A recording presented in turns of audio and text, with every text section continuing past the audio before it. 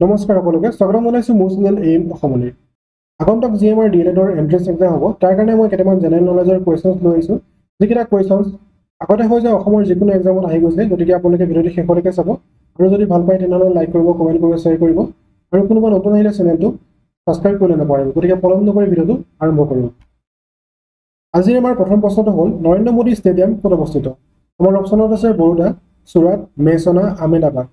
যিহেতু মই নৰেন্দ্ৰ মোদী ষ্টেডিয়ামটো এছিয়াৰ সৰ্ববৃহৎ ষ্টেডিয়াম হয় আৰু এইটো প্ৰায়ে আমাৰ প্ৰশ্নত আহি থাকে আৰু ইয়াৰ শুদ্ধ উত্তৰটো হ'ব আমাৰ অপশ্যন খ আহমেদাবাদ। নেক্সট কুৱেশ্যনটো হ'ল মাৰ্গাৰেট থেচাৰ কোন দেশৰ প্ৰাক্তন প্ৰধানমন্ত্ৰী? অপশ্যনত আছে নিউজিলেণ্ড, কানাডা, ইজৰাইল, ইংলেণ্ড। ইয়াৰ শুদ্ধ উত্তৰটো হ'ব অপশ্যন ঘ ইংলেণ্ড। নেক্সট কুৱেশ্যনটো হ'ল তলৰ কোনটো ঠাই নতুন দিল্লীৰ গাতে লাগি আছে?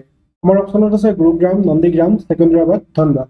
ইয়াৰ শুদ্ধ উত্তৰটো হ'ব অপশ্যন ক গুৰুগ্ৰাম। যিহেতু ইয়াত অপশ্যনটো ভুলকৈ আছে গতিকে আপোনালোকৰ ইয়াৰ শুদ্ধ উত্তৰটো হ'ব অপশ্যন গুৰুগ্ৰাম। তাৰপিছত আহিলে আমাৰ ভিক্টোৰিয়া মেম'ৰিয়েল ক'ত অৱস্থিত? অপশ্যনত আছে কলকাতা, নতুন দিল্লী, মুম্বাই, ভূপাল। এইটো একেবাৰে সহজ প্ৰশ্ন আৰু আমাৰ পৰীক্ষাত প্ৰায় আহি থাকে, গতিকে আপোনালোকে ভালদৰে চাই যাব আৰু এইটো বহুতে জানে। ইয়াৰ শুদ্ধ উত্তৰটো হ'ব কলকাতা। নেক্সট কুৱেশ্যনটো হ'ল হিমা দাসে কোনবোৰ ট্ৰেক এণ্ড ফিল্ড খেলত অংশগ্ৰহণ কৰে? অপশ্যনত আছে ট্ৰিপল জাম্প, দীৰ্ঘ দূৰত্বৰ দৌৰ, স্প্ৰিণ্ট, চুটি দূৰত্ব, হাৰ্ডলছ। ইয়াৰ শুদ্ধ উত্তৰটো হ'ব স্প্ৰিণ্ট, চুটি দূৰত্ব। এইটো গতিকে আপোনালোকে মনত ৰাখিব হিমা দাসে আমাৰ কোনবোৰ ট্ৰেক এণ্ড ফিল্ডত অংশগ্ৰহণ কৰে। ইয়াৰ শুদ্ধ উত্তৰটো হ'ব স্প্ৰিণ্ট, চুটি দূৰত্ব।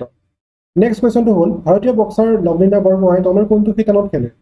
অপশ্যনত আছে 81 কেজি, 69 কেজি, 91 কেজি, 75 কেজি। ইয়াৰ শুদ্ধ উত্তৰটো হ'ব 69 কেজি।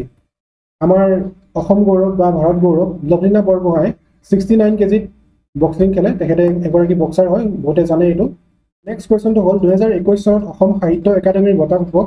ইয়াত এখন অৰণ্য আছিল, উপন্যাসখন কোনে লিখিছিলে? আমাৰ অপশ্যনত আছে প্ৰণৱজ্যোতি ডেকা, মনোজ কুমাৰ গোস্বামী, অনুৰাধা শৰ্মা পূজাৰী, অপূৰ্ব কুমাৰ শইকীয়া।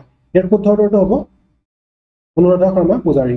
অনুৰাধা শৰ্মা পূজাৰীয়ে 2021 চনত অসম সাহিত্য একাডেমী বঁটা লাভ কৰিছিলে। ইয়াত এখন অৰণ্য আছিল আমাৰ গ্ৰন্থখনৰ বাবে, উপন্যাসখনৰ বাবে। তাৰপিছৰ প্ৰশ্নটো হ'ল কোনজন অসমীয়া সাহিত্যিকক শিলভদ্ৰ নামেৰে জনা যায়?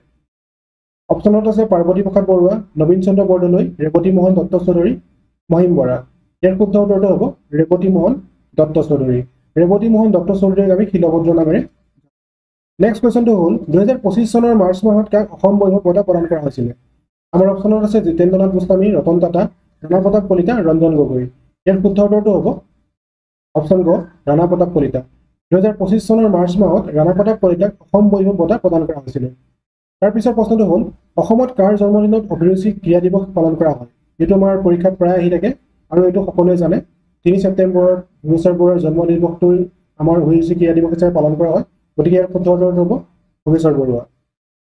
নেক্সট কুৱেশ্যনটো হ'ল কন্যা শিক্ষাৰ প্ৰসাৰৰ বাবে অসমত কোনখন নতুন আঁচনি আৰম্ভ কৰা হ'ল? অপশ্যনত আছে বেটী বচাও বেটী পঢ়াও, মুখ্যমন্ত্ৰী নিযুত মইনা আঁচনি, অসম বিদ্যা যোজনা, শিক্ষা শক্তি আঁচনি। ইয়াৰ শুদ্ধ উত্তৰটো হ'ব মুখ্যমন্ত্ৰী নিযুত মইনা আঁচনি। নেক্সট কুৱেশ্যনটো হ'ল তলৰ কোনটো স্থানে অসমক অৰুণাচল প্ৰদেশৰ সৈতে সংযোগ কৰিছে? আমাৰ অপশ্যনত আছে ডিৰাক, বক্সিৰহাট, ডিমাপুৰ, যোৰহাট। ইয়াৰ শুদ্ধ উত্তৰটো হ'ব অপশ্যন ক ডিৰাক। তাৰপিছৰ প্ৰশ্নটো হ'ল ভাৰতীয় অসামৰিক সেৱাৰ ICS পৰীক্ষাত উত্তীৰ্ণ হোৱা অসমৰ প্ৰথমজন ব্যক্তি কোন আছিলে? আমাৰ অপশ্যনত আছে জামচুঙা নামকুই, আনন্দৰাম বৰুৱা, হেমচন্দ্ৰ বৰুৱা, পাৰ্বতী প্ৰসাদ বৰুৱা। ইয়াৰ শুদ্ধ উত্তৰটো হ'ব অপশ্যন খ আনন্দৰাম বৰুৱা। নেক্সট কুৱেশ্যনটো হ'ল প্ৰতিটো ক্ৰিয়াৰ সমান আৰু বিপৰীত প্ৰতিক্ৰিয়া থাকে। পদাৰ্থ বিজ্ঞানৰ এই নিয়মটো কোনজন বৈজ্ঞানিকে আগবঢ়াইছিলে? আমাৰ অপশ্যনত আছে Benjamin Franklin, Michael Faraday, sir Isaac Newton, Albert Einstein. ইয়াৰ শুদ্ধ উত্তৰটো হ'ব ছাৰ আইজাক নিউটন।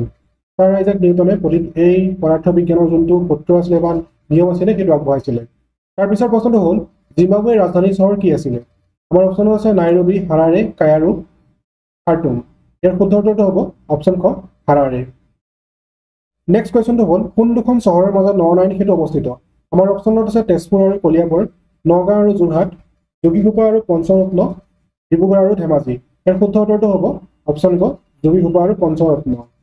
নেক্সট কুৱেশ্যনটো হ'ল লক্ষ্মীনাথ বেজবৰুৱাৰ কবিতা অ মোৰ আপোনাৰ দেশ প্ৰথম ক'ত প্ৰকাশ পাইছিলে?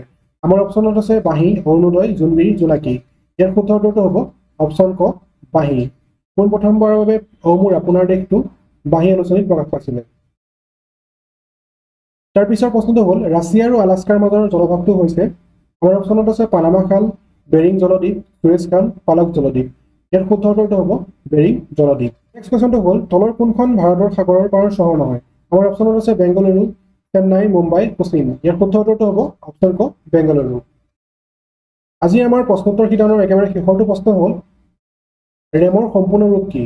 আমাৰ অপশ্যনত আছে remote area memory, repair and maintenance, random access memory, remote application management. ইয়াৰ শুদ্ধ উত্তৰটো হ'ব অপশ্যন ক ৰেণ্ডম এক্সেছ মেমৰি।